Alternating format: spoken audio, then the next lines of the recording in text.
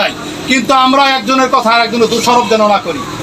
যারা মাটি, সেদিনকার একটা কথা বলছে লিডার, যে 17 বছর তুমি মাটি কাটতে পারো না, এখন আসছো মাটি কাটতে। বিষয়টা বুঝতে হবে আমাদের। অতএব নেতা কিন্তু সবকিছু অবগত আছে, কে কি করছে না করছে, নেতার কাছে সমস্ত সবকিছু এভিডেন্স আছে। অতএব ধৈর্য হারার কোনো প্রয়োজন নাই। আমাদের যারা ত্যাগী নেতা তাদের অবশ্যই খন্দকার আবু আশফাক মূল্যায়ন করবে।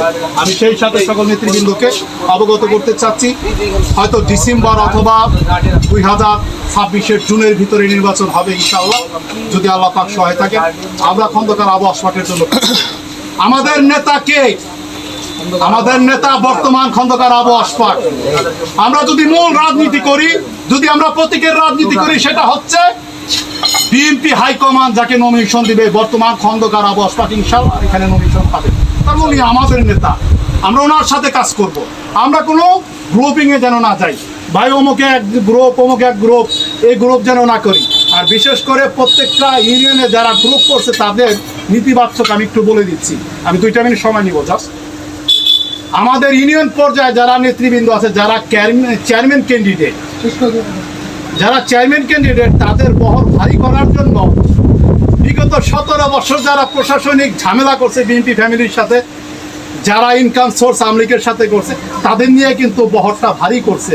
বহরটা ভারী করার কারণ হচ্ছে, আমি নেতারা যায় দেখাবো আমার সুদান এতগুলো লোক আছে। ভাই ক্লিয়ার মেসেজ দিচ্ছি, 90 দশকের কথা বলি, সুদান দিয়ে লোকবল দিয়ে কখনো দলের পথ ক্যারি করা যায় না। দলের পথ ক্যারি করতে হলে নিজেকে সচ্ছল, পরিষ্কার এবং কি অনেস্টলি রাজনীতি করতে হবে, তাহলে আপনি পথ ক্যারি করতে পারবেন। আপনি পাঁচাটা করে কখনো ক্যারি করতে পারবেন না। সবাইকে আমি ধন্যবাদ জানাচ্ছি, ভালো থাকবেন ইনশাআল্লাহ। বাংলাদেশ জাতীয়বাদী দল জিন্দাবাদ।